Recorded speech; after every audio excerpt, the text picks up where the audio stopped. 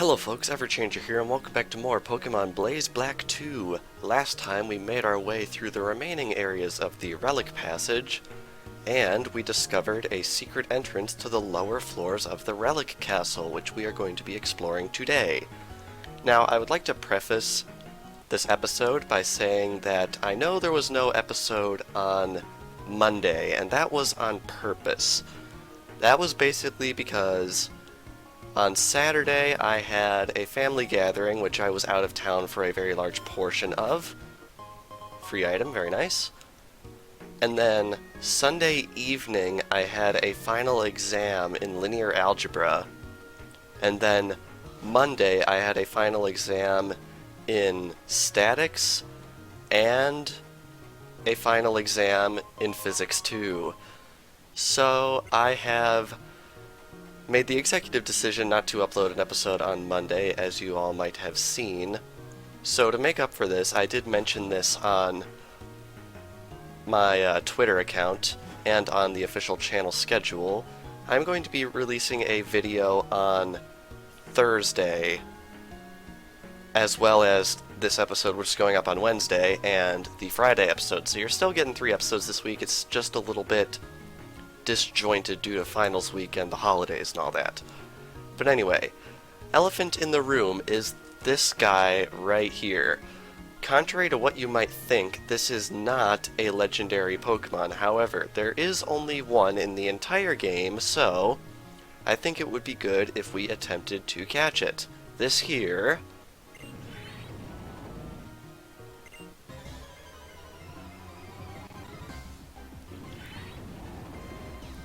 is Volcarona, the evolved form of Vesta. Only one in the entire game, so you better make sure you want to catch it. So we grabbed 2 items in the Relic Castle prior to entering this room. I'm pretty sure that's all there actually is in the entire area. So we don't really have to worry about items here. All we really have to worry about is catching this thing. I am a little bit nervous about knocking it out, but I don't think that's too terribly valid of a concern, because strength seems to be doing a decently tiny amount of damage. I don't remember off the top of my head what this thing's catch rate is, but I know it is not absurdly low like a legendary Pokemon, although it isn't too terribly high. So we're gonna wanna be a little bit patient in terms of trying to catch this thing. I'm also noticing it has Whirlwind, which I believe will end the battle immediately, which makes me a little bit nervous. I don't think it had that in the original game, so we're definitely going to want to catch this thing before it gets Whirlwind off, because that would be pretty tragic if that does in fact end the battle. I'm pretty sure it does. And now that it's healed itself, I think that makes it so we can hit it with another strength and not have to worry. And of course I'm paralyzed, because that's just great. Take another leech life to the face, which isn't too terrible, to be honest. It's back in green, which is unfortunate.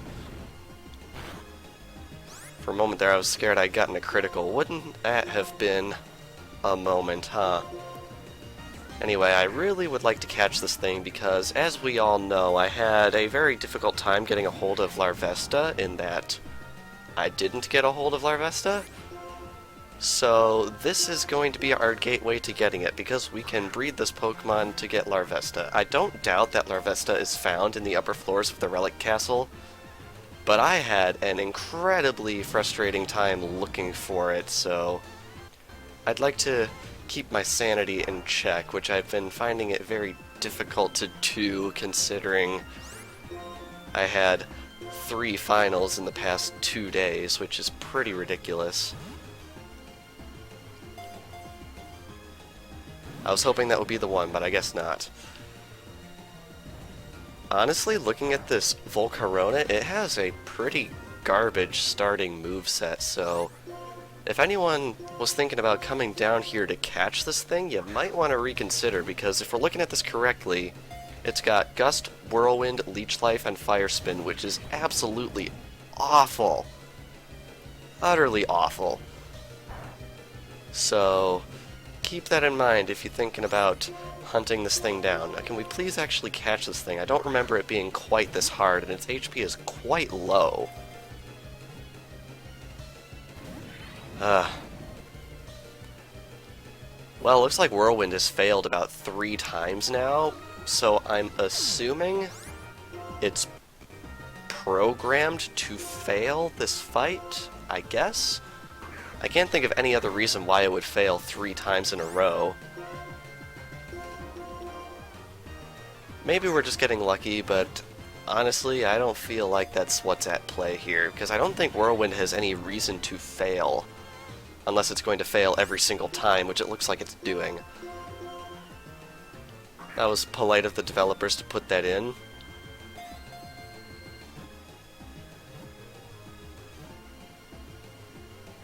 Dang it. You know, might as well just jump cut at this point. This fight really isn't going anywhere, so I'll meet you guys back when I've actually caught this thing.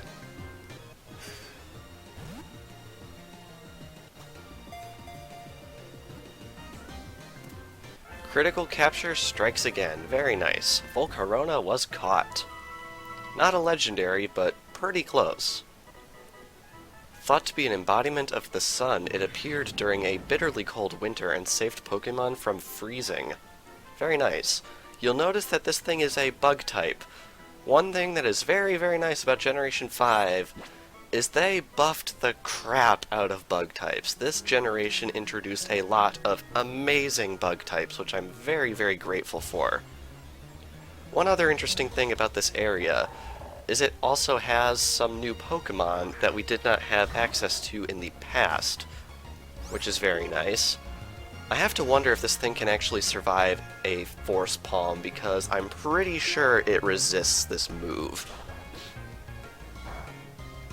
It can, very nice.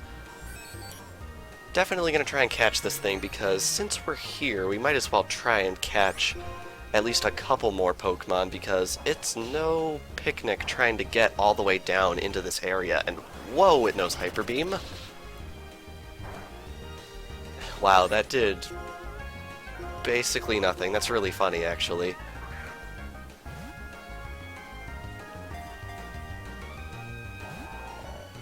Like I said, not very lucky today.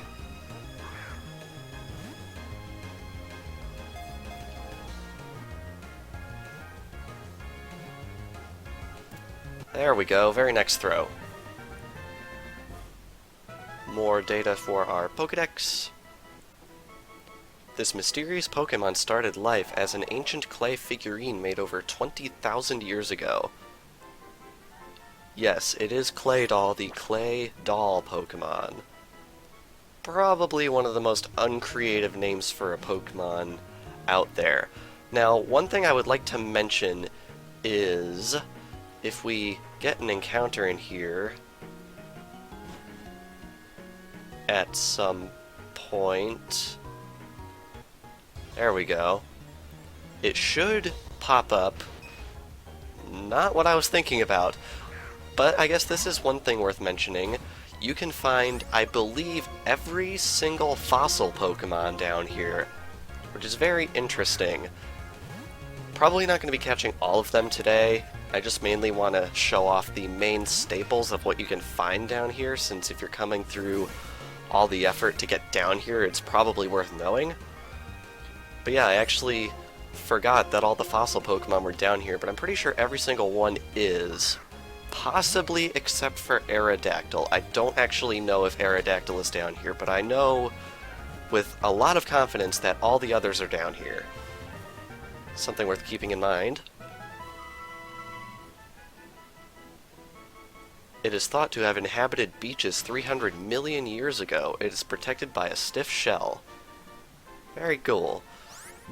I like Kabuto, it's interesting.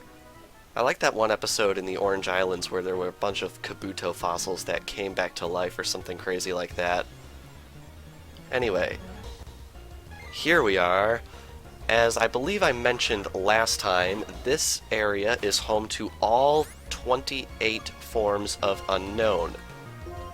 I really don't think I want to catch all 28 of these unless there's a huge uproar in the comments.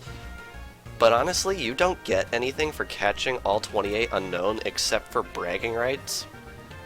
And honestly, I'm just going for a 649 Pokedex, and alternate forms I'm really not counting, because I mainly want to see this screen for each Pokemon. When alone, nothing happens. However, if there are 2 or more, an odd power is said to emerge. Very cool. Interesting how our first unknown was O. Kind of a random first encounter for unknown, since the Pokemon generally is based around the mechanic of unlocking more letters as you progress through an area somehow or another, which is very interesting. But anyway, as we have seen, there is randomly Claydol down here, there is Volcarona, and there are all of the fossil Pokemon, possibly except for Aerodactyl, not sure on that, and there are all of the unknown down here, which is very cool. But anyway, discounting that, I think we're going to dig out of this area, because that is everything major that I wanted to cover all the way down here in the Relic Castle. And poof, here we are all the way back out in the PWT. Very nice. Originally I wanted this episode and the last episode to be a single part, but considering the first part was over a half an hour long, and this one's probably going to wind up being probably 15-ish, I think it was probably a good choice to condense it down a little bit. So hopefully nobody minds it too very much, but even though this episode seems to be a quite bit shorter than usual, I feel like the Relic Castle should have its own part, because what we're going to be doing next is drastically different from the Relic Castle, so I figure it's probably best to partition it a little bit just to give each episode its own purpose, if that makes any sense. So if that means some have to be on the shorter side, so be it. So, this past episode, we captured Volcarona in the depths of the Relic Castle, as well as a few other very special Pokemon. And next time on Pokemon Blaze Black 2, we are going to be progressing on our adventure by heading out to the next route. So without further ado, thank you all for watching, and I will see you guys next time.